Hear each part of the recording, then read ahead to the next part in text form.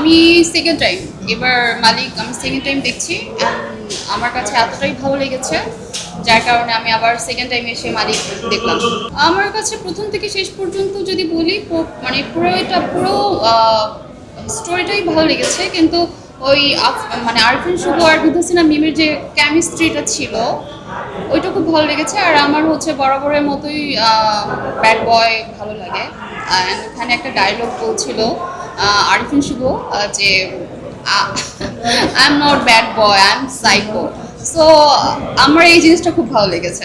So এর জন্য আমি সেকেন্ড টাইম আবার এসেছি দেখার জন্য। আমার লাইফে দুইটা ব্যাড বয় এসেছে, ব্যাড বয় বলবো না, তারা হচ্ছে রাফ অ্যান্ড টাফ ছিল।